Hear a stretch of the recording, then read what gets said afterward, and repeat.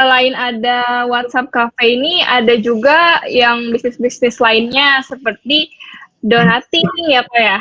Terus ayam nyeper, terus mosi-mosi, masih banyak lagi yang lainnya juga. Nah, pada kesempatan kali ini kita pengen sharing-sharing nih. Mungkin di sini juga ada beberapa kita undang klien kita sih kok. Jadi dengan harapan dari diskusi kita kali ini nantinya kawan teman-teman yang memang punya bisnis F&B bisa punya insight nih ke depannya harus ngapain ya biar bisnis gue tuh survive di masa-masa yang krisis ini. Nah, mungkin kita langsung ke ini ya kok ya. Bahas pembahasan yang pertama. Kalau menurut Ko Ivan nih, sebagai pebisnis udah punya banyak bisnis, seberapa pengaruhnya sebesar apa sih si COVID-19 ini kepada bisnis-bisnis di Indonesia gitu kok. Mungkin pertama kita dasarnya dulu itu. Oke. Terima kasih untuk Kartika ya. Selamat malam semuanya. Oh, ini lagi di mute ya. Oke. Jadi saya bersyukur sekali lah hari ini di tengah-tengah lagi wabah seperti ini masih bisa untuk men-sharingkan sesuatu ya. Semoga apa yang saya sharingkan hari ini berdasarkan dari pengalaman 14 tahun saya kalau di kuliner, semoga berguna untuk bisa bantu teman-teman semua, apalagi terutama yang katanya tadi ada pengusaha kuliner juga untuk bisa lebih. Iya ada kok. Oke. Sebelum kita tahu tips and triknya sebagai pengusaha gimana sih untuk bisa lewat dari bencana ini dengan baik, dengan tetap tersenyum ya, dengan tetap punya bisnis yang bagus gitu. Ya kayaknya memang kita harus lihat dulu sebenarnya apa sih yang dimaksud dengan wabah Corona atau COVID-19. Dengan adanya wabah Corona COVID-19 ini kan kita dipaksa suka nggak suka untuk tidak bersosialisasi secara fisik. Jadi kita social distancing. Tetapi kalau sosialisasi sebenarnya kita dengan seperti ini aja kita sudah bersosialisasi. Jadi sebenarnya sosialisasi itu nggak mesti bersentuhan fisik. Jadi dengan adanya Corona kita harus tahu dulu Corona itu sebenarnya apa. Nah bagi yang belum tahu Corona, ya pertanyaan saya cuma satu, kemana aja? jadi mesti tahu dulu lah all about coronanya. Sebenarnya corona seberapa bahaya, penyebarannya udah seperti apa sih yang seharusnya kita lakukan sebagai individu, masyarakat Indonesia, ada yang di Jakarta, ada yang di pulau lain, sebenarnya apa sih yang harus kita lakukan? Yang pertama kampanyenya adalah di rumah saja. Itu pertama kampanyenya. Berikutnya adalah pasti dengan kondisi seperti ini itu meningkat sekali kewaspadaan, was-was dari mana-mana. Was-was kalau ada tamu datang ya, ada yang ngirim barang was-was gitu ya, terus disuruh pergi kemana ngeri ya, apalagi kalau Jakarta PSBB, jadi ada pembatasan berskala besar ya. Jadi memang kalau kita sudah tahu apa sih yang terjadi dengan kondisi sekarang, pasti akan membuat kita juga jadi lebih punya pemikiran-pemikiran yang oke, kita udah tahu case-nya seperti apa, kita udah tahu kondisi seperti apa, kemudian yang harus kita lakukan apa, gitu. Nah, terus kalau dengan adanya corona ini, percaya nggak percaya, online meningkat ya. Seminar online, ya. Terus sekolah, belajar, kerja, semuanya online deh. Online, jualan online, ya semuanya jadi online. Jadi yang memang online selama ini ya pacaran online. Jadi yang selama ini nggak online, ya terpaksa harus belajar online sekarang. Kalau nggak hidupnya akan ketinggalan. Jadi secepat kilat harus belajar. Dan itu persiapannya. Terus mengubah segala sesuatunya. Yang biasanya kita kayaknya, kalau saya ya biasanya satu hari itu meeting bisa 3 atau 4. Ketemu orang di tempat yang berbeda. Sekarang tiba-tiba semuanya natapnya layar laptop atau handphone aja. Walaupun tetaplah sehari adalah meeting, tapi benar-benar berubah. Jadi change everything. Bagi orang yang nggak bisa cepat berubah, pasti sedih, pasti ngerasa kesulitan, pasti ngerasa wah ini kayaknya bukan kita banget gitu. Nah itu all about coronanya. Nah kalau kita mulai masuk ke topik, gimana sih caranya kita untuk bisa survive dari tiba-tiba wabah corona seperti ini. Saya mau bicara dari awal dasar dulu nih. Mungkin yang udah sempat dengerin podcast ya, podcastnya dari Inhand juga. Nanti yang belum setelah ini tolong dengerin. Kita pernah bicara di sana bahwa kalau kita mau jadi pengusaha, kita harus punya mindset dan mental yang kuat.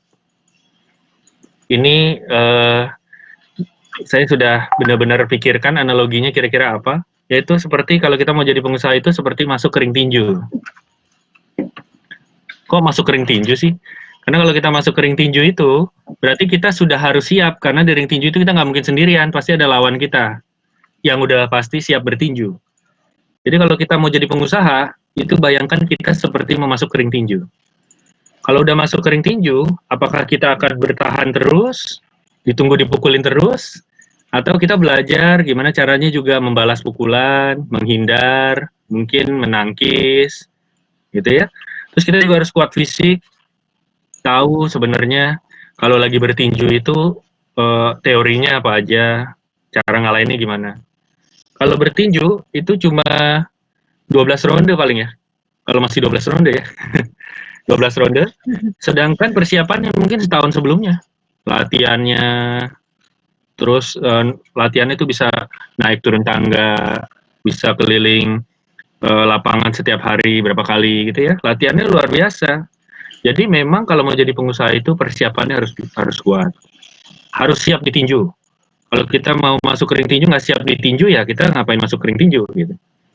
Terus lawannya seperti apa? Ada yang lawannya seperti Mike Tyson, ada yang lawannya mungkin seperti ya apa ya? Apalagi sih Evander Holyfield saya gitu. Jadi siapapun lawannya ya kalau kita memang mau jadi pengusaha harus siap menghadapi. Pada saat kita mungkin terpukul dan jatuh, kita masih punya kesempatan kok. Sampai hitungan ke-10 kita belum KO. Asal kita mau bangkit lagi dan mau bangun untuk mulai lagi dari awal. Gitu. Jadi itu mindset dan mental untuk jadi pengusaha. Itu dulu. Kalau kita pikirkan kayaknya saya belum siap deh. Kalau saya buka usaha, saya belum siap kayaknya ditinju sama orang. Saya belum siap kayaknya digesek sama pesaing, kena masalah ini, kena masalah itu, belum siap jadi pengusaha. Itu dasar sekali. Menurut saya itu harus dipahami dulu. Untuk pengusaha muda, baru bawa usaha, atau mungkin yang pengusaha yang udah lama kok kayaknya begini-begini aja, coba deh pikirin, mindset dan mentalnya udah siap belum? Nah, jadi otomatis pada saat wabah COVID-19, tiba-tiba corona, kalau pengusaha itu seharusnya pasti ya, namanya habis kena pukul pasti diem dulu ya, pasti kaget. Tiba-tiba bisnis turun 57%. Gimana hadapinnya, gimana nggak pusing. Tapi kalau kita punya mental pengusaha, begitu kita kepukul jatuh, kita pasti bangkit belum 10 hitungan. Karena kalau udah keburu 10 hitungan, ya sudah KO. Mulainya ya nanti lagi, hitungannya kita kalah. Gitu. Nah itu analogi mindset. Saya kemarin dapat dari WA Group, saya dapat ada yang bagus tentang dia mengategorikan orang-orang itu dalam 3 zona. Jadi pada saat ada bencana corona ini, orang terbagi menjadi 3 zona. Zona yang pertama adalah zona ketakutan. Di zona ketakutan ini, orang-orang itu cenderung biasanya nggak terima apa yang terjadi. Kenapa gue udah bangun bisnis capek-capek, tiba-tiba jualannya drop, nggak bisa bangkit lagi. Gara-gara corona, gue jadi dipecat. Gara-gara corona, ya, kehilangan customer dan lain-lain. Itu zona ketakutan. Nah, kalau di sini masih ada yang di zona ketakutan, ya segera move on. Kasihan deh. Karena pasti nggak akan maju. Dan cenderung biasanya akhirnya ujung-ujungnya kita stres dan depresi. Karena corona ini nggak bisa kita hindari. Dan ini adalah bencana dunia ya. Bencana dunia. Dan kita hanya bisa menghindari ini bersama-sama kita berjuang. Jadi daripada kita mengutuki bencana ini, lebih baik kita move on. Jadi itu yang zona ketakutan. Zona ketakutan, depresi. Saya baru dengar kabar juga ada yang sampai bunuh diri, nggak bisa bayar cicilan, gitu ya. Jadi ada ya kok ya? Ada sampai begitu, sampai segitu parahnya. Makanya kita jangan masuk ke dalam situ. apapun yang terjadi sama kalian, apapun yang terjadi sama kita semua orang juga mengalami.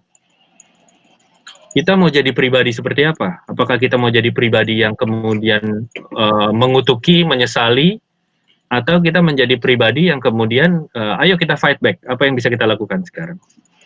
Zona yang kedua adalah zona belajar. Mungkin udah mulai habis sensi, habis depresi gitu ya, mulai belajar. Wah, ini kayaknya kalau begini terus nggak berkembang nih. Zona belajar ini cukup bagus untuk kita. Pertama, apa sih yang kita harus lakukan? Kita pelajari dulu situasinya. Apa sih kelebihan kita? Dari mana kira-kira kita bisa ganti income kita yang kemarin hilang, kita ganti dengan income yang baru. Kita harus seperti apa? Langkahnya apa? Zona belajar. Makanya banyak ikut-ikut nih, kayak seminar hari ini, ikut gitu ya. Ntar ada lagi diadain, ikut. Itu zona belajar. Kalau seandainya ngeluangin waktu 1 jam untuk dengerin pengalaman orang aja nggak mau, ya kira-kira mau jadi apa ke depan? Terus berikutnya adalah zona bertumbuh. Zona bertumbuh itu biasanya dia sudah tahu. Oke, kita tahu posisinya lagi corona seperti ini. Kita nggak tahu berapa bulan ke depan atau berapa lama nih corona di Indonesia.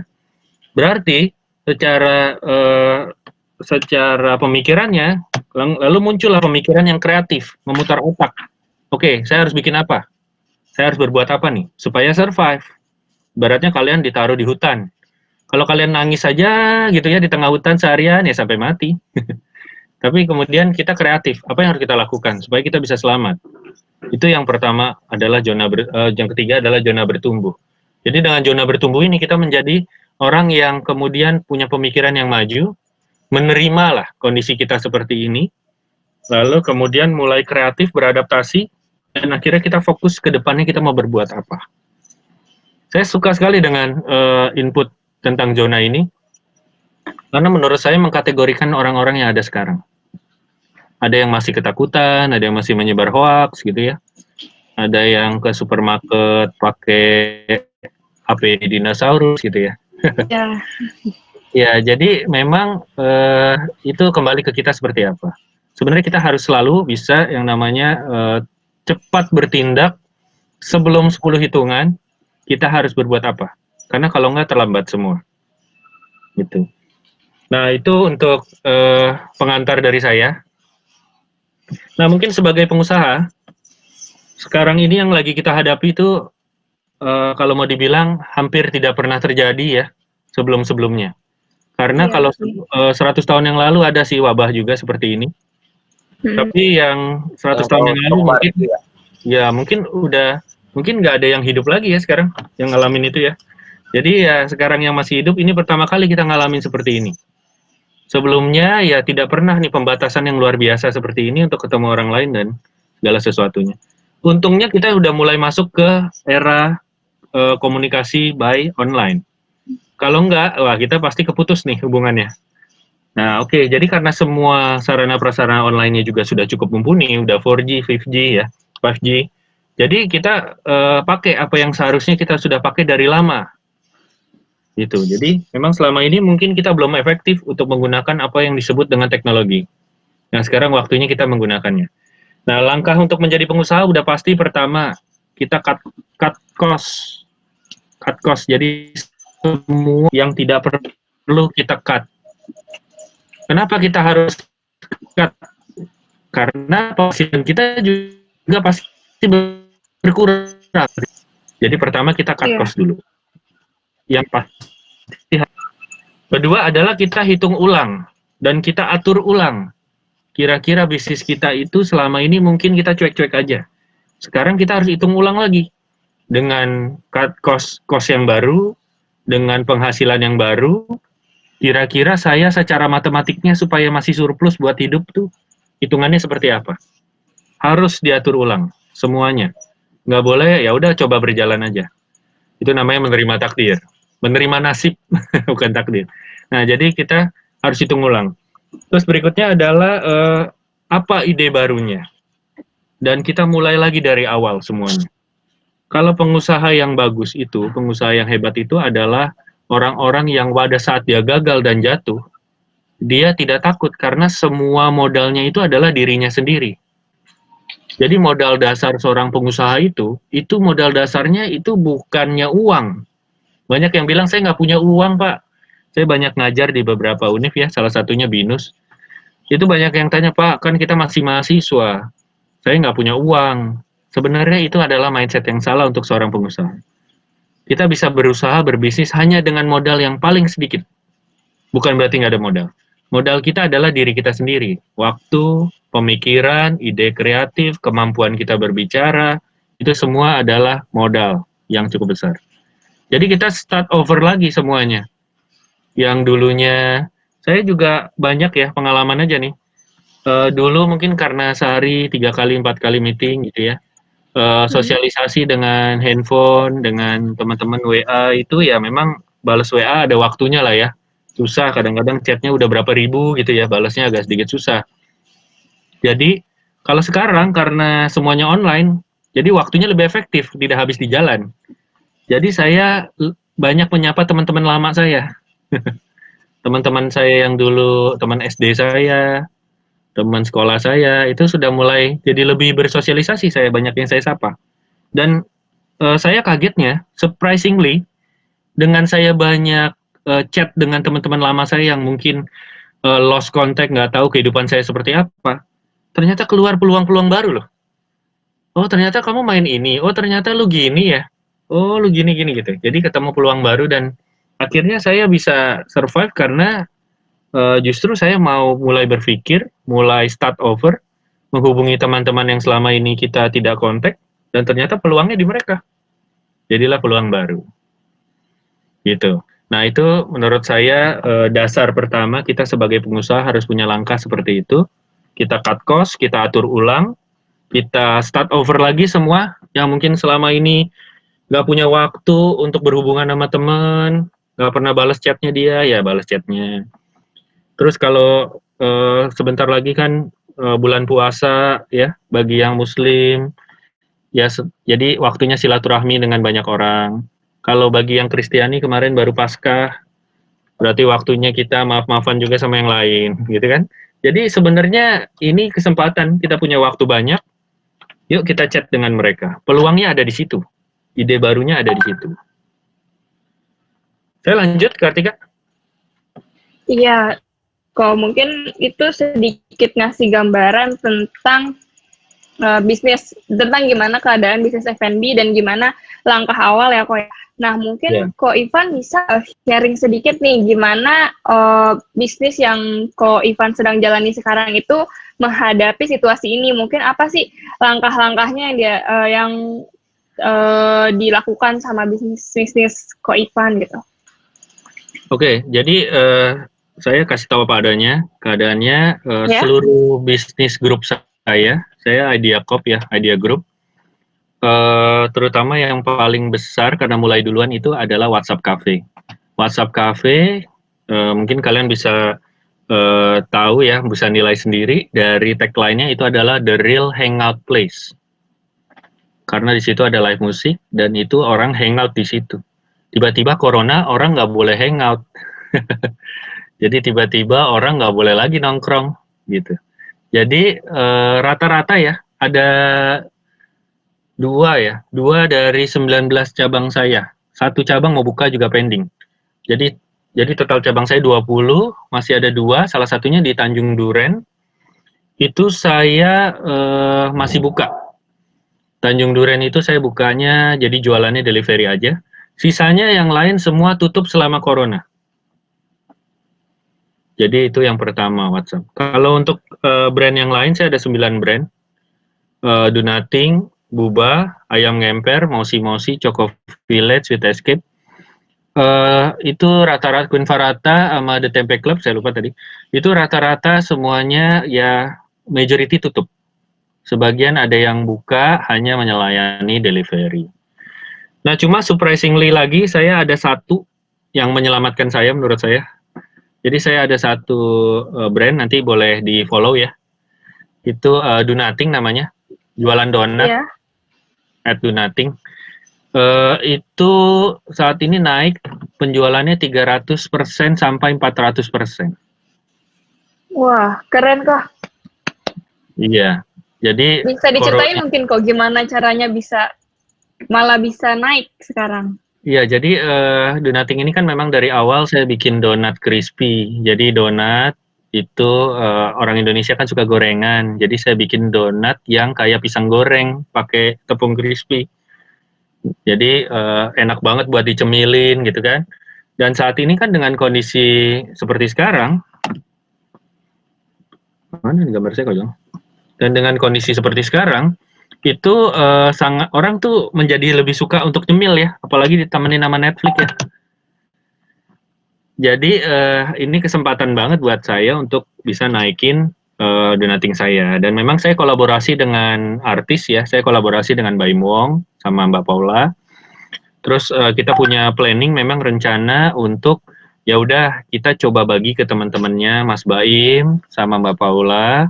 Kita bagi deh ke teman-temannya yang masih harus terkurung di dalam rumah untuk cobain snacknya kita. Dan karena memang produk kita berkualitas dan bagus, kita kirimlah ke Raffi Ahmad, ke Syahnas, ke teman-teman semua di Masbek dan lain-lain. Kita kirimin dan mereka akhirnya dengan mereka nyobain, mereka akhirnya ketagihan dan itu akhirnya memancing orang-orang lain untuk semuanya akhirnya mau nyobain juga datang ke outletnya. Dan walaupun nggak semuanya ada GoFood dan GrabFood loh, walaupun nggak semuanya ada GoFood dan GrabFood, tapi mereka tetap datang pesen pakai GoSend gitu, atau mereka ya pakai cara sendirilah untuk bisa dapat, tapi intinya take away semua.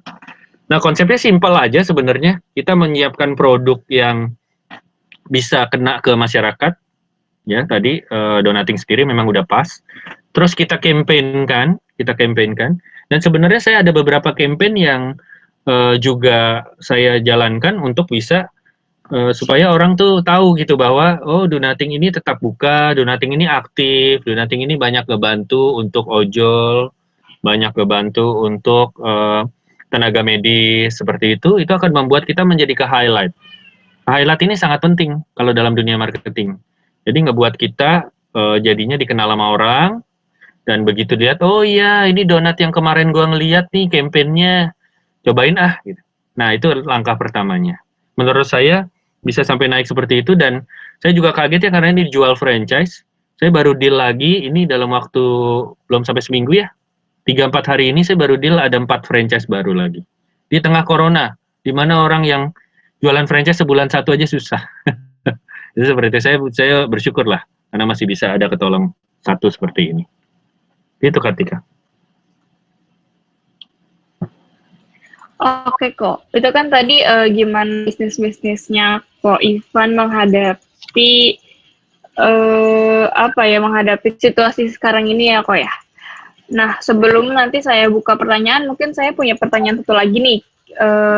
Gimana sih kalau misalkan nih kita baru mau buka bisnis F&B? Nah itu apakah kalau bagi Ko Ivan lebih baik ditunda dulu apa langsung dieksekusi kalau misalkan memang matang nih planningnya sudah matang langsung dieksekusi atau tunda dulu atau memang kayaknya atau ada strategi apa yang memang harus dilakukan sebelum kita buka bisnis baru F&B? Oke, jadi kalau misalnya kalian udah punya rencana mau buka, ya sudah bisa dipastikan bahwa pertama, kalau kalian buka untuk tempat yang besar, untuk orang datang, berkumpul, untuk nongkrong, udah pasti tidak akan jalan. Jadi yang pertama harus kalian lakukan adalah justru kalian rubah konsepnya untuk take away, atau GoFood atau GrabFood. Harus kalian rubah. Ini ada salah satu apa ya bahasanya ya teman ya. Kalau saya mau bilang murid nggak enak, saya nah Mas Jaki ini di Gresik ya, di Surabaya di Gresik ya Jak. Nah ini dia baru buka pada saat corona ini loh. Corona ini dia baru buka, Sambal Yangti namanya. Nanti coba di search ya, Sambal Yangti, di follow ya. Selain follow Instagram Donating, mau Instagram saya ya. Jadi Sambal Yangti ini dia baru buka loh, dan dia buka itu di tengah-tengah corona. Tetapi memang karena energinya luar biasa ya, jadi dia buka di tengah corona, justru dia berdonasi membagikan nasi-nasi itu ya, nasi cuminya dia ke tenaga medis, terus juga dia berkampanye dengan dia kirim teman-temannya yang influencer. Ya, alhasil berjalan. Kalau mengharapkan orang datang makan udah susah, karena orang dibatasi. Bahkan diusir-usir ya kalau orang makan di tempat ya, sama polisi. Jadi memang ya, kalau kalian mau buka bisnis F&B, coba pikirkan kembali bisnis yang sesuai dengan kondisi saat ini. Saya ada beberapa tips marketing ya, saya langsung kasih aja biar teman-teman ikut seminar ini ada sesuatu yang didapat dibawa pulang. Dalam bisnis itu selalu ada dua sisi mata uang. Dalam setiap kejadian pasti ada dua sisi mata uang. Jadi ada yang melihat corona itu sebagai satu masalah, ada yang melihat corona itu sebagai satu peluang. Tergantung kalian mau lihatnya dari mana. Nah, ada lagi orang yang menjadi kreatif untuk membuat satu usaha atau bisnis, ada orang yang menjadi greedy, memanfaatkan keadaan. Contohnya orang yang menimbun masker, menimbun APD. Ini orang-orang yang memanfaatkan peluang. Kita tidak mau jadi orang seperti itu. Jangan jadi orang seperti itu akan menjadi musuh masyarakat lah ibaratnya. Jadi yang pertama adalah kita harus lihat satu peluang dan kita harus menjadi orang yang kreatif. Saya kasih beberapa masukan. Mungkin ini bisa dibantu dengan apa yang saya kasih itu ya, gambar-gambarnya Kartika ada. Jadi ini contoh-contoh marketing COVID. Ada gambar ya? Bisa.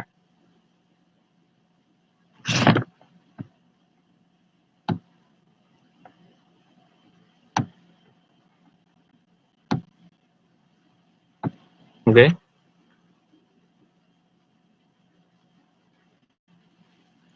Gambarnya Udah muncul belum? Ini gambarnya kecil banget. Sudah.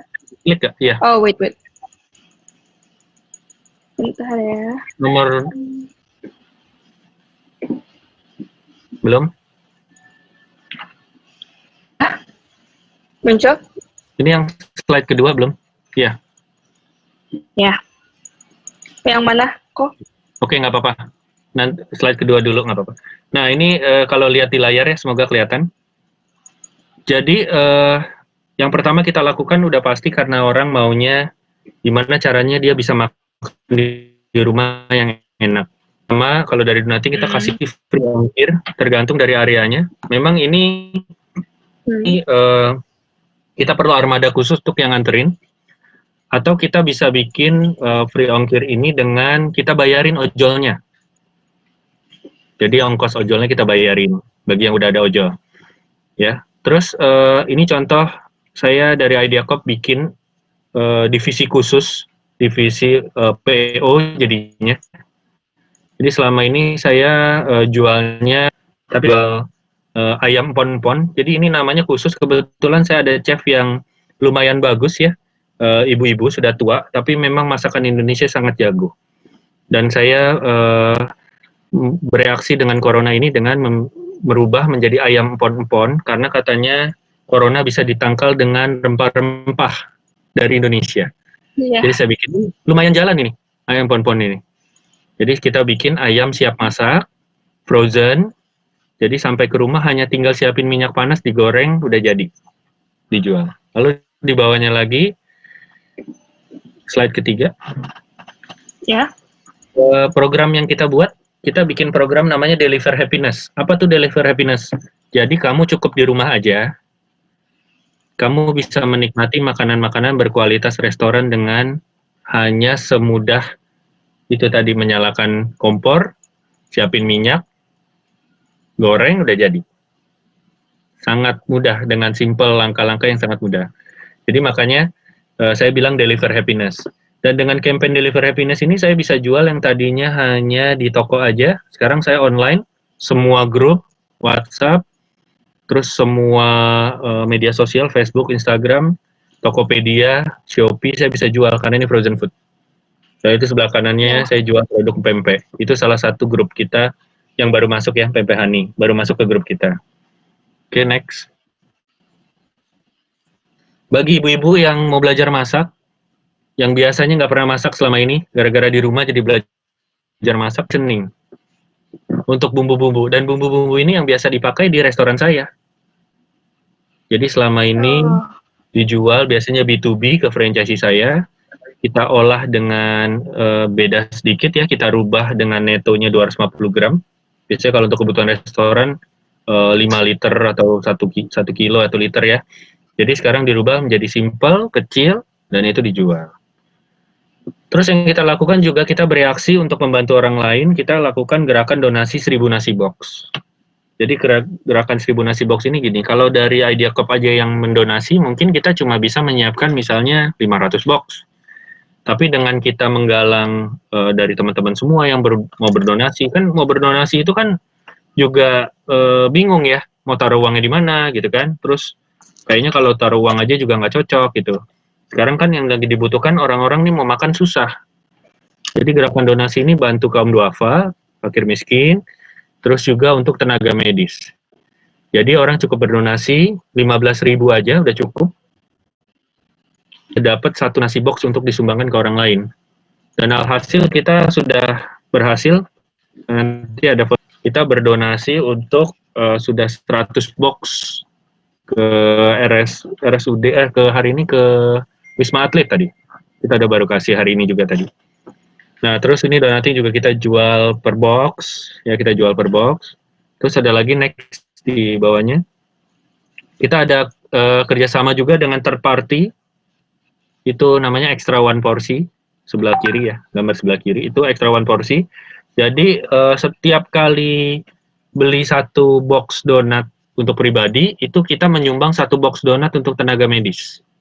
Nah ini third party, jadi kita kerjasama sama third party, dan third party itu ngumpulin restoran-restoran untuk dikumpulin semua untuk disumbangkan. Gitu. Oke, next lagi.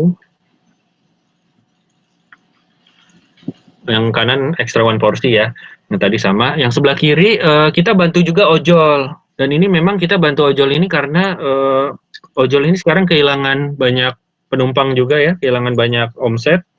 Jadi setiap kali ada yang beli donat kita kasih 1 piece donatnya untuk ojolnya sendiri. Buat lumayan ganjil-ganjil ya, karena kita jualannya donat, jadi yang kita bisa kasih ya donatnya. Gitu. Terus next lagi. Mungkin ini bisa jadi ide untuk teman-teman. Kita juga ada jual tadi ya, ayam siap saji. Ayamnya tinggal goreng, frozen. Terus habis itu free hand sanitizer untuk pembelanjaan 100.000. Jadi ini kalau ada yang sekarang kan sanitizer sama masker tuh, jadi dengan belanja 100.000 sudah dapat free hand sanitizer, kita udah kasih. Ini salah satu yang campaign marketing yang saat ini lagi cocok lah dengan kondisi saat ini. Ya, mungkin balik lagi. Iya udah kok. Yang dimasukin. Oke. Top sharing ya. Jadi kalau seandainya kalian memang mau buka satu usaha F&B atau sekarang lagi bingung omsetnya keadaannya kayak gini, pertama kalian harus pintar untuk new produk atau pivot seperti yang saya buat tadi. Jadi kalian harus bikin produk-produk yang memang sesuai. Banyak sekali, banyak kok. Saat ini orang di dalam rumah itu boring, dan banyak sekali orang yang boring ini akhirnya ujung-ujungnya dia mencari kreativitas dengan makan. Dan mereka tetap butuh makan, karena F&B ini bisnisnya nggak pernah mati. Selama manusia butuh makan, F&B ini akan jalan. Nah, dengan ada corona ini kan bukan berarti berhenti makan. Ya. Nah, prinsip dasarnya bisnis itu adalah kita gimana caranya membuat satu bisnis yang menjadi solusi dari masalah orang lain.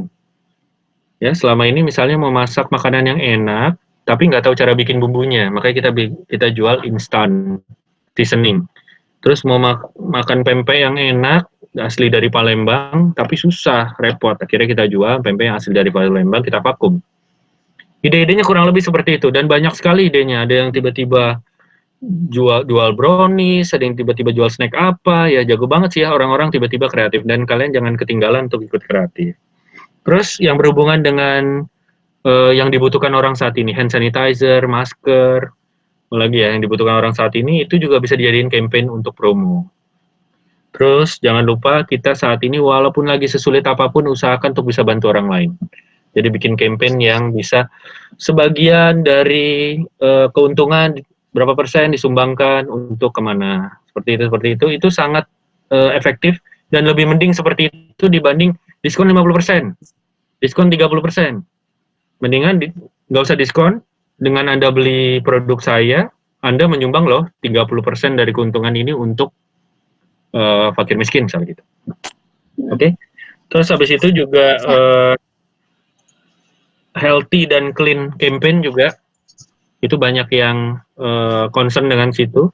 Jadi gimana caranya setiap karyawan harus pakai masker dan harus mencuci tangan terlebih dahulu dan diplastik dengan baik sehingga nggak kena tangan yang terkena mungkin corona, dan sampai di rumah Anda makan tanpa was-was. Itu juga harus dipikirkan. Nah, menurut saya itu marketing-marketing yang harus dilakukan. Kalau saat ini kalian punya restoran, misalnya saya punya donating ya.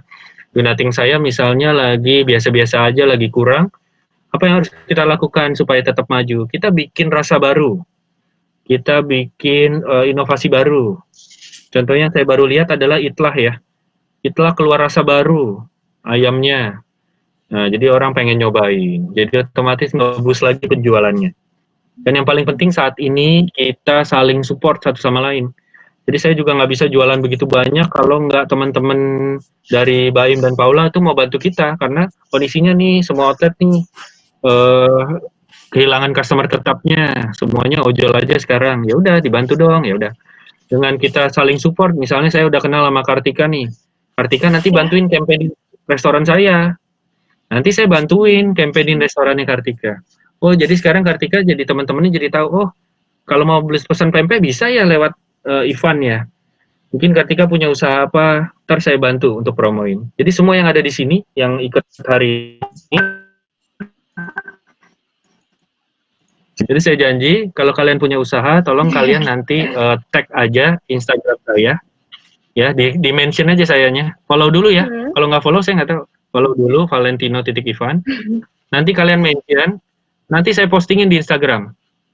Lumayan lah, saya 16K, 16.000 orang. Ya, lumayan banget lah itu. Ya, nanti saya bantu promoin. Nah, tapi harus yang bagus ya, yang bagus produknya.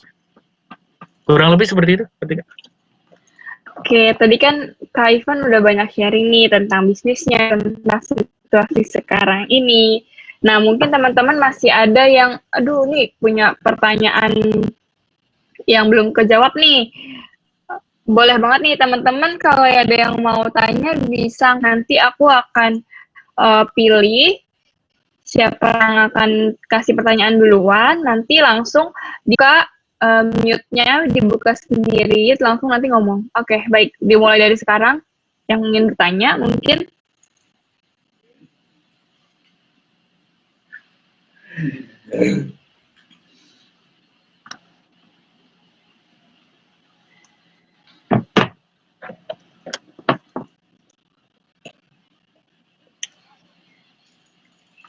Oh, ada Fikri nih, Pipik di sini mau bertanya. Boleh, silakan.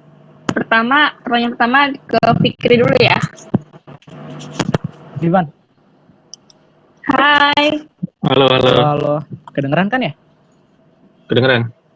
Iya. Ntar dulu, lupa pertanyaannya udah dicatat.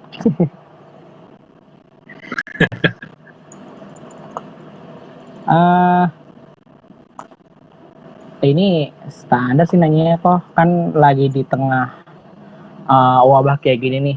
Aku dari sisi ini sih kok, sebenarnya dari sisi agensi sih yang nge-handle beberapa klien buat sosial medianya kayak gitu. Menurut kok salah satu strateginya di tengah pandemi kayak gini, selain yang tadi dikasih tahu itu kayak promo, entah itu free ongkir atau misalkan gratis hand sanitizer atau masker, atau beberapa promo yang tadi dicontohin, nge-ads via Instagram sama Facebook ini masih tetap apa istilahnya kayak di solusi paling manjur nggak sih kok buat beberapa brand? Karena kayaknya sih yang aku lihat ya, kan kita semua di istilahnya dalam tanda kutip diisolasi nih, terus mau nggak mau harus mesen via online segala macam. Kalau ngendorse juga kayaknya rada pilih-pilih juga sih, nggak tahu sih, beberapa KOL juga kayaknya milih-milih. Kalau nge-ads gitu, menurut Ko Ivan itu jadi strategi yang paling jitu nggak sih di tengah pandemi kayak gini? Buat klien ya, maksudnya brand-brand yang kita pegang gitu, dia nge-ads gitu biar apa namanya, penjualannya juga nggak stuck banget karena ada pandemi ini gitu. Thank you. Oke, thank you pertanyaannya. Jadi cara pandangnya gini. Jadi saya jawabnya dengan kita berpikir sama-sama ya. Jadi dengan kita semua sekarang dikurung di dalam rumah, ya, kira-kira kita lebih sering lihat media sosial Instagram apa enggak? Ya, lebih sering ya. Sering banget. Iya, lumayan sih, ya. Dibanding dulu ya, mungkin dulu kalau sibuk di jalan gitu ya, kalau yang kerja nggak boleh lihat HP gitu ya. Betul. Sekarang jadi harus lihat. Nah, itu jawabannya. Jadi kita pikir sama-sama kalau seandainya sekarang setiap orang mata ke handphonenya lebih sering, lihat Instagram dan media sosial lebih sering, berarti lebih efektif daripada dulu sebelumnya. Oke. Itu yang cara pandang pertamanya. Lalu kemudian cocoknya seperti apa, cara endorse-nya tergantung dari produknya. Jadi kalau seandainya dulu mungkin sekarang kan semua orang jadi lihat handphone, semua orang jadi berkreasi di handphone. Jadi lebih cepat lagi nih pergantian orang, lihat sekilas nggak menarik ganti. Berarti kita harus lebih kreatif lagi untuk konten dan harus lagi lebih ke orang-orang yang memang udah pasti mereka mau lihat. Jadi public figure penting sekali. Mungkin itu Bit. Oke. Thank you kok. Baik. Kejawab. Terima kasih Ko Ivan. Ya. Nah, mungkin kita next ke pertanyaan selanjutnya ya. Ada yang mau tanya lagi, silahkan angkat tangan ya.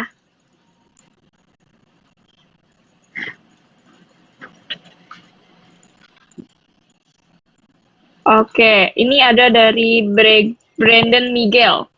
Mau tanya. Silahkan mute dulu ya.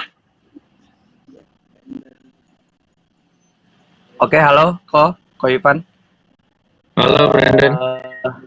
Saya mau nanya, ini masalah kayak bisnis F&B. Kepikiran apa sih kok sampai buka WhatsApp terus kayak buat ini tuh tempatnya buat nongkrong gitu loh. Soalnya saya emang kepikiran mau bikin brand buat jajanan makan gitu, cuman masih bingung apa. Terus kayak langkah pertamanya tuh gimana? Kadang nanya sama orang-orang kayak ya udah modal nekat dulu aja. Itu nggak sih sebenarnya itu bener atau enggak sih modal nekat itu, atau harus dipikirin matang-matang, harus direncanain apapun itu, gimana sih kok sarannya?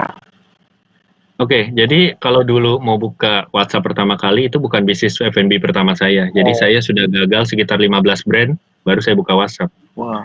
Jadi ya kalau kamu ini adalah bisnis F&B pertama kamu, ya semoga kamu jadi orang pertama dalam sejarah yang punya usaha langsung sukses. Amin. Karena memang rata-rata ya harus bercoba dulu, berevolusi beberapa kali baru berhasil ya Brandon ya. Jadi kenapa awal kepikiran untuk bikin WhatsApp itu 2015, jadi udah lama. Kalau dibilang cocok apa nggak cocok dengan sekarang, mungkin dengan corona ini lagi nggak cocok justru. Karena justru sekarang lagi nggak cocok hangout place ya. Kalau dulu pertama kali kita lihat tempat makan Indomie, saya kan pionir yang bikin Indomie kekinian. Jadi tempat makan Indomie rata-rata jelek. Dulu internet itu Indomie Troll Cornet itu tempat makan murahan gitu loh, kayak warteg ya, maaf ya, bukan menyinggung ya, tapi biasanya makan seperti itu ya murah meriah gini, mau ngarepin ambience tempat sebagus apa sih gitu. Tapi saya bikin waktu itu di Margonda Depok pertama kali saya bikin WhatsApp begitu bagus dengan mural, konsep bagus, tapi harganya tetap murah kayak warung Indomie biasa, Warmindo gitu. Jadi orang-orang datang foto dan viral sendiri. Karena dengan orang datang foto, dia bagi ke temannya juga mau datang lagi. Iya. Gitu. Aku tertarik ya. Dari temannya nanti ke teman lagi gitu sih. Iya, kurang lebih kayak gitu. Jadi memang awal konsep kita seperti itu, supaya ini bisa viral dari teman ke teman. Bahkan dulu awal-awal itu banyak mahasiswa UI ya di Depok itu kita undang untuk makan gratis. Wah, keren. Iya, karena memang dia makan gratis tapi wajib posting ya. Dengan dia posting temennya datang lagi. Dan awal-awal dulu kita belum punya panggung. Walaupun awal kita udah ada live musik, itu yang main rata-rata mahasiswa sana. Dia banyak kan, Kak boleh main nggak di depan sini? Ya udah main aja. Tapi yang bagus ya, kalau suaranya nggak bagus saya stopin gitu. suaranya bagus, ya udah dia nyanyi dan menghibur. Jadi sayanya dapat artis dadakan gratis, saya paling modal kasih Indomie lah. Tapi kemudian orang-orang yang makan juga terhibur. Nah itu konsepnya kurang lebih sesimpel itu dulu. Kalau dibilang nekat, nah masalah nekat itu udah pasti nggak nekat. Semua harus ada konsepnya. Kalau kamu udah ketemu saya, kamu jangan nekat. Kalau kamu udah ketemu saya, kamu nekat, ya aduh, berarti saya gagal ya. Jadi kamu kalau dalam bisnis itu pertama yang tadi saya bilang, mungkin kamu tadi udah masuk apa belum? Kita harus punya mindset yang kuat dan mental yang kuat, seperti kayak masuk ke ring tinju. Kalau mau masuk ke ring tinju, kita harus siap untuk bertarung. Kalau enggak, aduh, nanti kalau gagal gimana ya? Aduh, kalau saya buka bisnis, ntar kalau rugi gimana ya? Kalau saya punya bisnis, ntar kalau misalnya nggak laku gimana ya? Ya udah nggak usah bisnis lah. Karena memang kamunya pasti nggak kuat untuk punya mental itu. Nah, kalau kita mau jadi pebisnis seperti masuk ke ring tinju tadi. Terus lagi harus bisa bedakan apa bedanya antara pebisnis sama penjudi. Kalau penjudi itu, misalnya punya uang berapa? 100 juta lah. 100 juta saya jagoin Manchester City lah, melawan Manchester United. Wah, derby. Saya pilih Manchester City gitu. Terus ternyata Manchester City kalah, uangnya hilang. Itu namanya penjudi. Ya. Kalau pebisnis gimana? Punya 100 juta, buka warung. Ya. Nah, kalau tiba-tiba sepi, tiba-tiba nggak jalan, hilang juga bisa. Tapi bedanya adalah pada saat kita menentukan judi Manchester City nih yang menang daripada Manchester United, kita tidak bisa berbuat apapun. Apakah kita bisa sogok wasitnya, atau kita bisa bikin supaya kita dukunin gitu ya, supaya pemain-pemainnya kalah semua, kakinya setiap nendang nggak gol semua, yang menang Manchester City, kan nggak bisa. Tapi pada saat kita buka warung, kita punya modal 100 juta, kita menentukan nasib kita sendiri. Kita bisa tentuin 100 juta kita mau balik jadi 200 juta, apa 100 juta kita menjadi 0. Itu kita sendiri yang tentuin. Itu bedanya penjudi sama pebisnis. Beda banget. Kalau kita sebagai penjudi, berarti kita modal nekat. Kalau kita sebagai pebisnis, semua sudah dipikirkan sematang mungkin. Kadang-kadang orang bilang gini, kalau kita udah mikirin semuanya sematang mungkin, akhirnya nggak jalan-jalan, Pak. Bener. Jadi yang dipikirkannya ya yang benar, yang sesuai. Kalau mau detailnya sampai sedetail sekali ya nggak bisa. Itu kan seperti kamu nggak punya resiko sama sekali, seperti meramal masa depan. Kita kan nggak pernah tahu ya ke depan seperti apa. Tapi setidaknya kita sudah yakin dengan marketing kita. Kita udah yakin dengan produk yang mau kita jual.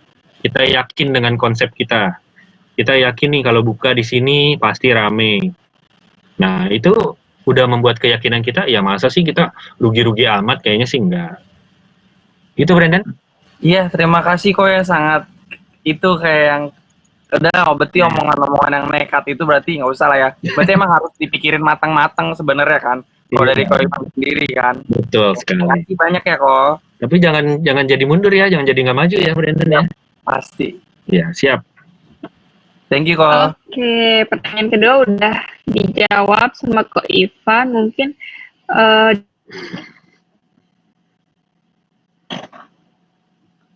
mute-nya langsung menyampaikan pertanyaannya.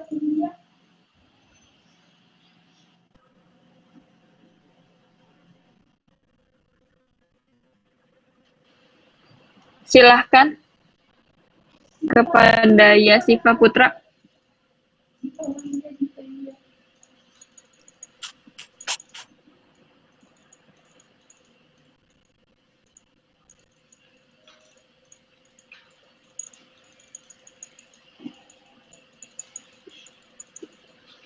Halo. Halo, siapa ini yang mau tanya? Yasifa Putra. Tadi udah tunjuk tangan. Oke. Silakan. Nggak kedengeran ya suaranya? Suaranya belum kedengeran ya. Iya, belum ada suaranya.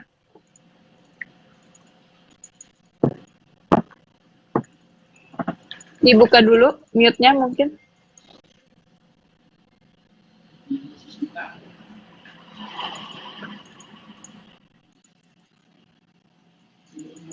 Gimana?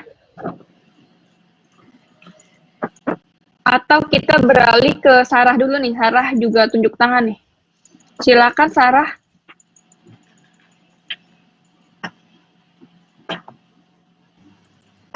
Halo kok, Halo Sarah.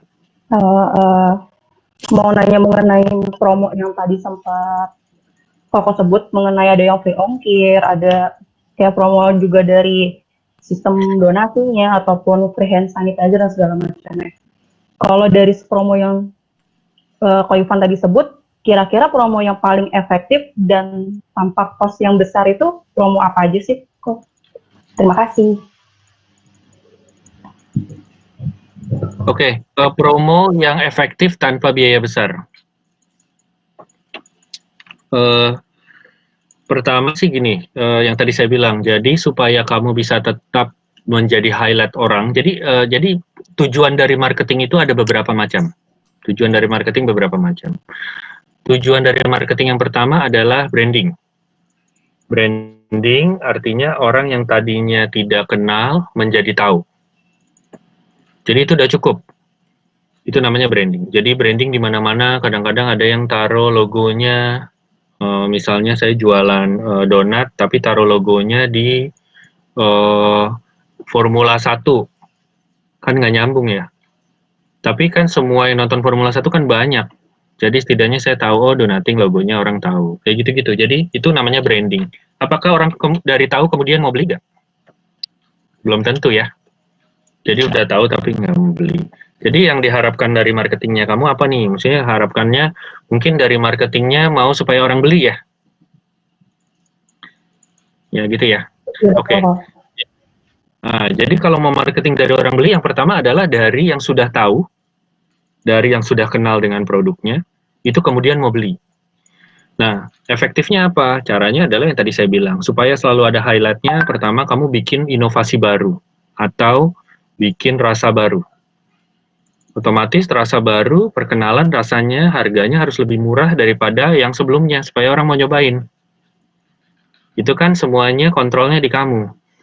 Dengan rasa yang baru, oh modal saya segini, berarti kalau saya masih potong segini, kayaknya masih untung deh. Sarah boleh tahu bisnisnya apa? Udah ada atau belum?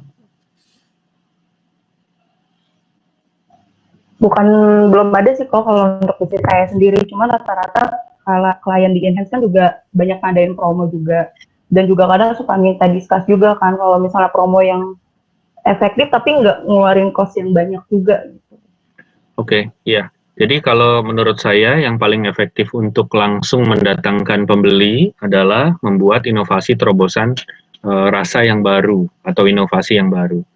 Jadi kalau misalnya sebelumnya rasanya apa gitu ya, udah dikenal orang, sekarang bikin lagi rasa yang baru supaya highlight.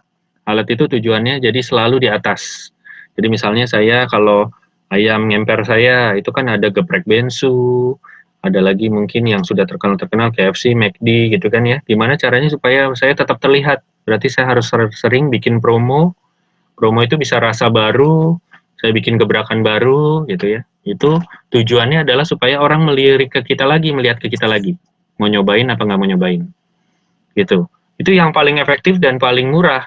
Kalau selebihnya ya harus ada modal sedikit ya. Modal sedikitnya apa? Ya tadi. Jadi kita dengan namanya itu konsep marketing 4G. Konsep marketing 4G itu apa? Jadi kita bikin isu-isu sosial yang nggak berhubungan sama produk kita nggak apa-apa, tetapi mengambil empati dari customer-customer kita, sehingga customer-customer kita tuh jadi merasa bahwa produk ini, kalau saya beli, berarti saya membantu orang baik. Saya ulangin ya. Jadi, contohnya yang paling gampang saya pakai contoh deh. Misalnya contoh body shop. Body shop itu promonya biasanya anti-trafficking. Tahu ya, anti-human trafficking ya, jadi perdagangan manusia. Apa hubungannya sama sabun mandi ya? Jadi kan nggak ada hubungannya ya, antara anti-trafficking sama itu. Kadang-kadang membantu kelaparan di mana gitu. Jadi campaign-campaign sosialnya membuat bahwa orang semakin cinta dengan body shop. Kenapa? Karena pebisnis body shop ini berarti adalah pebisnis yang baik, yang selalu mikirin tentang humanity, tentang kemanusiaan. Sehingga orang dengan nyaman masuk ke toko orang karena ngerasa bahwa oh ini mah punyanya orang baik, ini mah Indonesia banget, ini mah manusiawi banget gitu. Itu cara-cara yang 4G. Nah, kalau mau bahas tentang marketing sendiri bisa satu sesi seminar sendiri, nanti saya bikin lagi khusus marketing. Jadi kurang lebih untuk marketing seperti itu. Nah, kalau yang lain tadi saya udah kasih contoh semua ya, banyak ya. Oke, pertanyaan ketiga udah. Mungkin nih ada satu pertanyaan terakhir ya, kok ya. Tadi tuh yang Jalaluddin nih mau tanya dari tadi. Boleh, Mungkin boleh. boleh buat Jalaluddin, Iya. silakan bertanya. Halo Ko, selamat malam Ko. Maaf, Jalaluddin. Ini Ko, saya mau sedikit sharing sih Ko. Dulu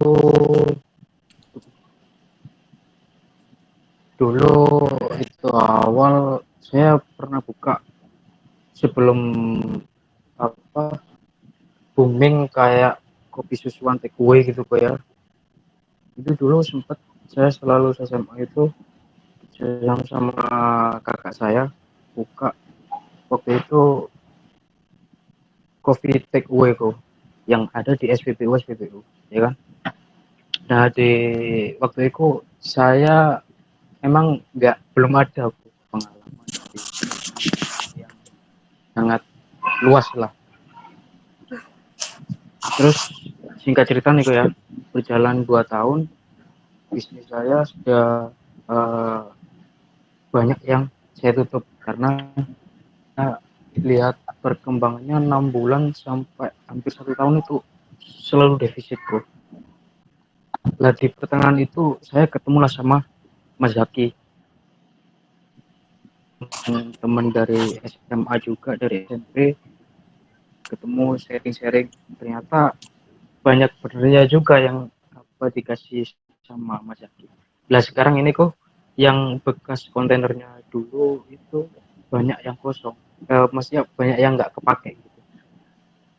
Rencana sih mau bikin kayak semacam puja dari satu tempat, ngundang orang makan gitu ya, kita sebagai pengelola tempatnya gitu. Cuman yang terpegang lagi modal terlalu besar kayaknya. Lah yang sekarang kopinya masih buka kok di salah satu kampus di Surabaya. Brand saya copybreak.id namanya kok. Lah dengan adanya pengumuman kayak belajar di rumah, udah dari itu tutup sampai sekarang tuh. Kira-kira mau bergerak kemana lagi? Soalnya salah satu yang bisnis F&B saya cuma tinggal itu aja kok. Ya sebenarnya ada lagi yang bisnisnya kakak saya, yaitu jasa nitrogen kok, pengisian angin di SPBU itu. Mungkin itu yang bisa saya sharing sama pertanyaanku. Untuk yang mungkin Mas Zaki nanti bisa share pengalaman buka bisnis di tengah pandemi ini kok, kalau boleh sharing nanti kok. Mungkin dari saya sekian kok. Terima kasih kok. Oke, terima kasih Bro Jalaluddin. Ternyata temannya Jaki ya. Jadi Ya kok. Jalaluddin, kamu kopinya apa namanya mereknya? Copybreak.id kok. Pakai Copybreak. KOPI. Iya. Oke. Ya kalau masih mau buka nanti di tag aja. Nanti di tag, nanti saya bantuin promo. Jadi intinya gini, kalau dari curhat kamu ya kayaknya kamu bibit-bibit sukses nih. Kenapa? Karena ceritanya menyedihkan banget ya. Buka ini kontainer banyak gitu ya, tutup semua ya, terus ganti ada solusi buka di kampus, tiba-tiba corona gitu ya. Itu bibit-bibit sukses seperti itu.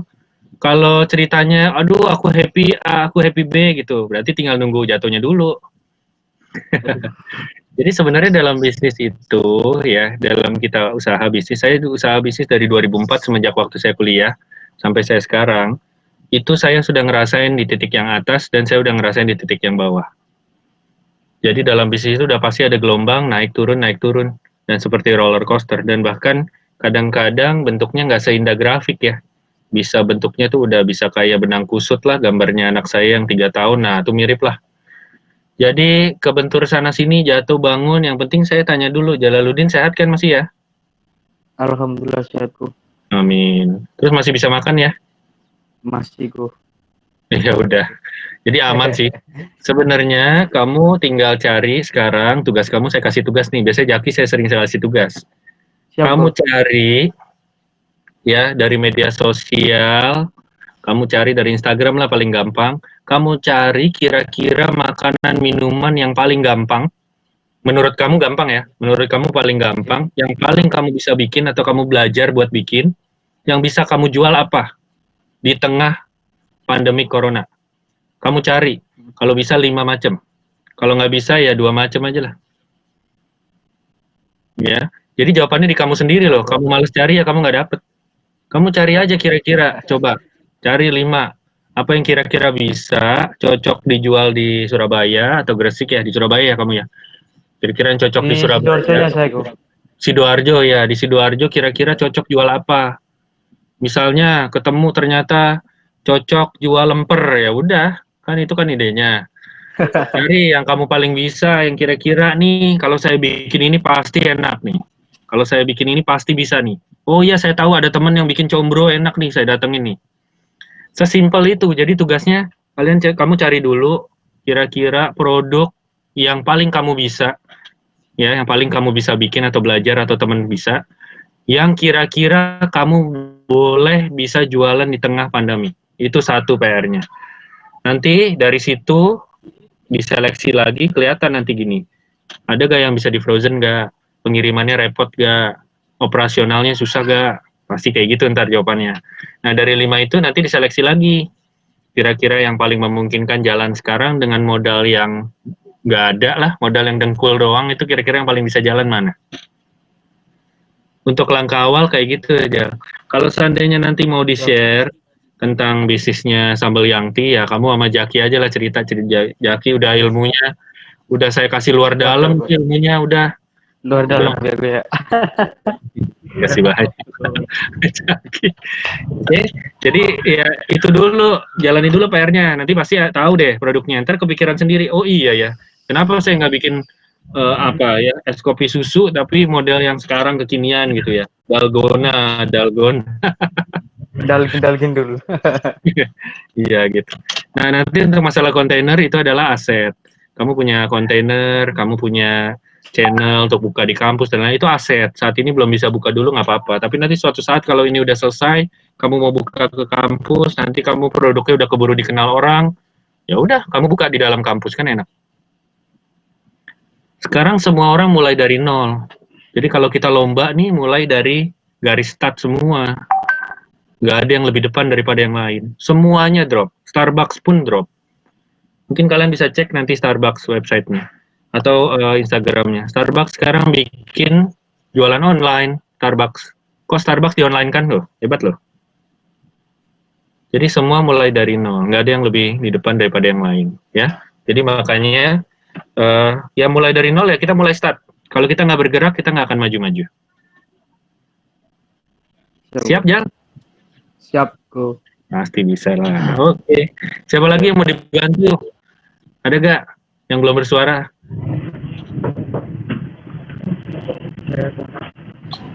Jaki. Ko Zaki, silakan Ko Zaki. Ya, kembali ke moderator lah. Ketika Iya, halo. Tadi udah 4 pertanyaan ya kok ya. Nah, mungkin di sini kan ada klien-klien kita ya yang nonton nih. Mungkin kita ada yang mau tanya nggak? Kita kasih kesempatan nih.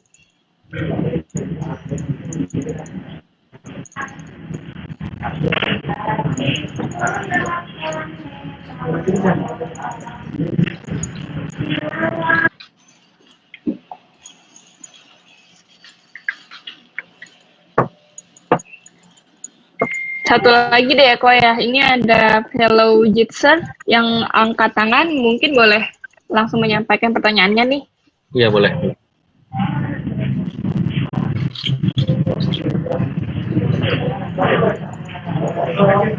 Silahkan. Mau tanya?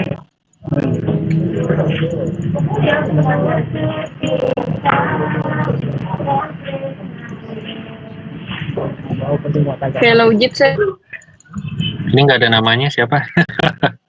Iya, nggak ada namanya sih. Dibuka dulu kali mute-nya. Halo, Ko Valentino Ivan. Hei Deo, akhirnya kedengeran suaranya. Deo, misterius banget ya. Dengerin kok dari awal. Oh dengerin, waduh. Makin banyak aja ilmunya Deo nih. Wah, Oh, Kak Deo. Oke, silakan Kak Deo. Kok Deo silahkan mau bertanya.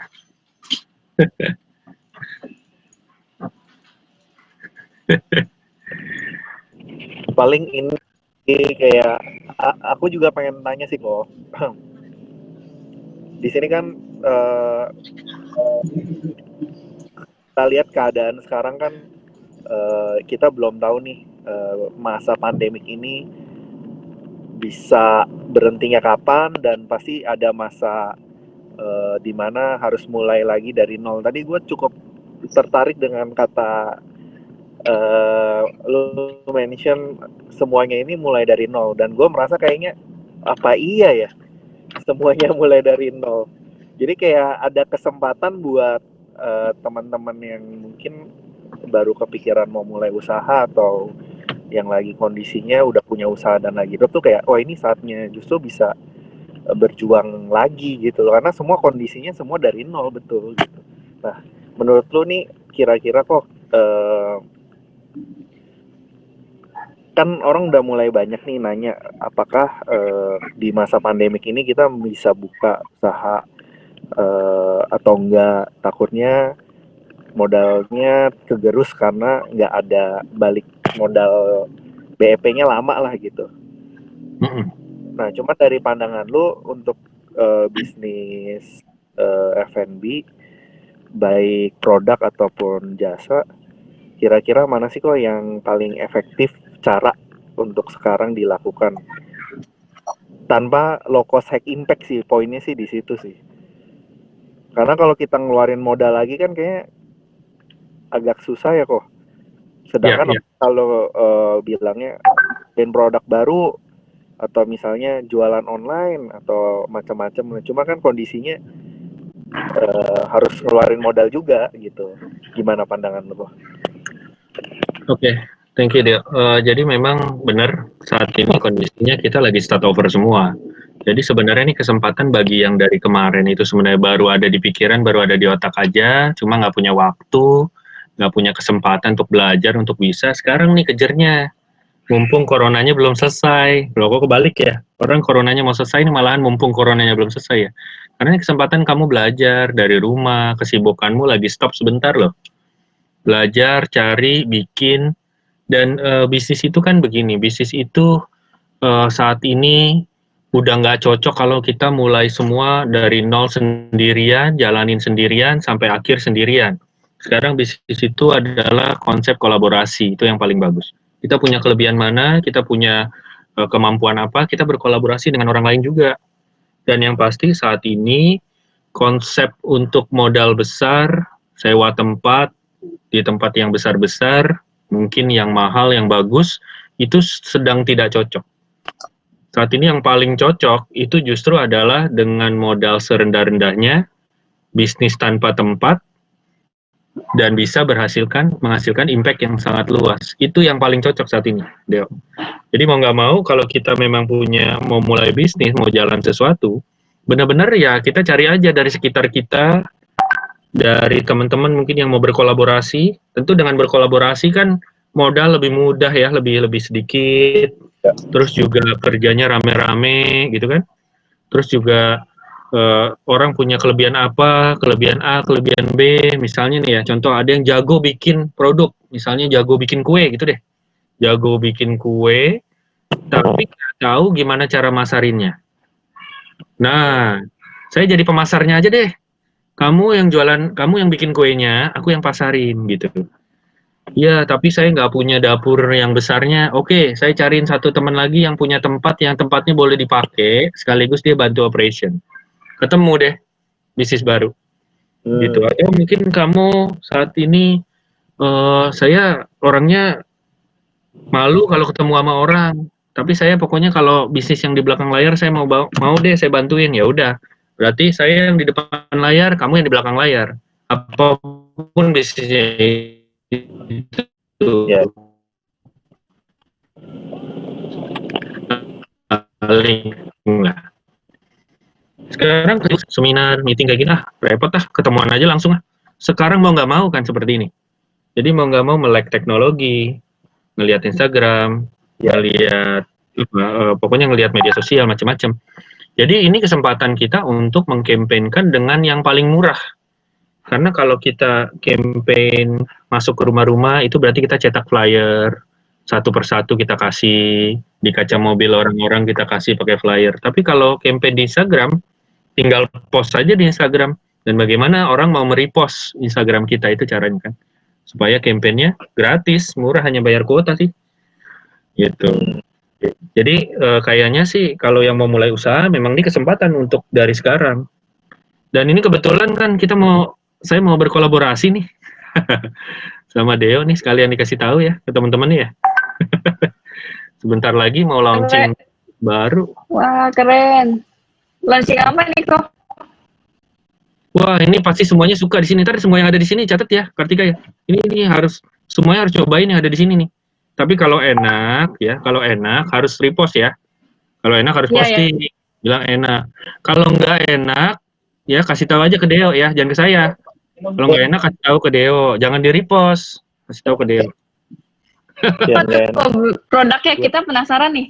Waduh, ini tergantung Pak Bos, boleh nggak Pak Bos? boleh sambil campaign nggak di sini? Waduh, nanti internal.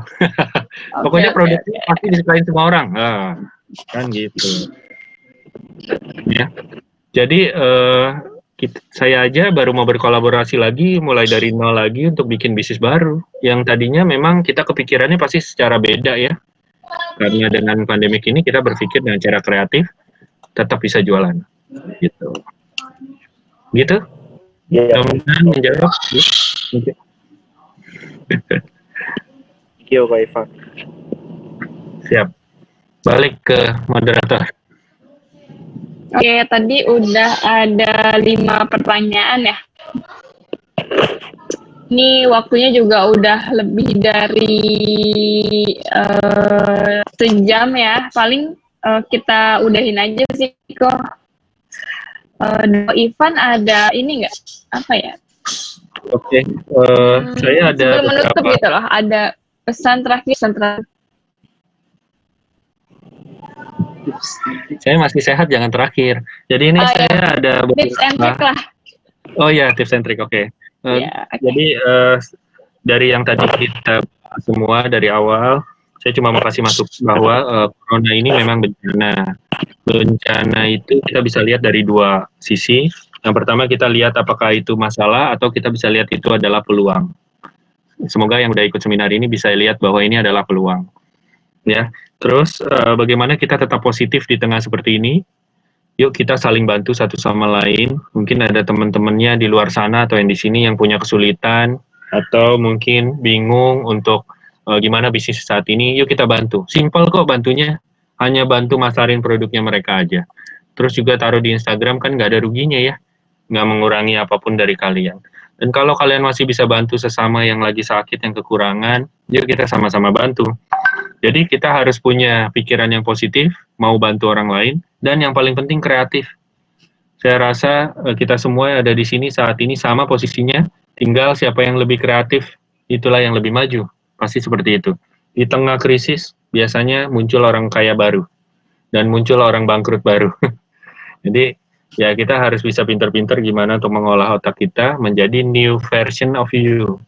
Jadi versi baru dari Ivan seperti apa, versi baru dari Deo seperti apa, versi baru dari Brandon seperti apa gitu. Jadi kita harus bisa jadi orang-orang yang baru di tengah seperti ini. Dalam kondisi seperti ini, kita akan ketidakpastian, ketakutan, akan ngalamin mungkin cibiran dari orang. Tapi itu adalah momen-momen yang tadi saya bilang bahwa momen-momen pengusaha pasti mengalami seperti itu. Kalau kita nggak kuat mental dan kita nggak bisa terus berpikiran positif, pasti kita akan jatuh. Gitu. Semoga semua yang ada di sini dalam keadaan sehat, tidak terkena yang namanya virus itu, dan semuanya sukses semua. Jangan lupa nanti yang punya usaha boleh di-tag, nanti saya repost. Oke, itu aja. Terima kasih. Baik, Kak Ivan, terima kasih atas diskusi kita kali ini. Harapannya sih ke depannya untuk yang nonton dan memang punya bisnis dan untuk teman-teman Enhance bisa lebih lagi nih buat bantu klien-klien kita agar bisa survive dari masa-masa krisis ini supaya kita jadi maju tuh bareng-bareng lah bersama klien juga gitu sih kok. Oke. Nah, mungkin nanti misalkan ada yang punya pertanyaan, itu boleh banget di DM ke Enhance. Nanti tim Enhance akan mungkin tanya sama kok jawabannya apa. Nanti kita bakal bahas di IG Story kok. Supaya mungkin yang belum punya kesempatan untuk nanya di sini sih. Gitu. Boleh. Sekali lagi terima kasih teman-teman yang menyempatkan waktunya buat hadir di diskusi ini. Nanti minggu depan kita akan adain lagi Enhance Talk selanjutnya. Jadi teman-teman tetap stay tune di Instagram Enhance untuk diskusi-diskusi selanjutnya ya. Sampai jumpa di Enhance Talk di ke-8. Dah. Terima kasih, Kak. Thank you. Thank you, Kak Ivan. Thank you.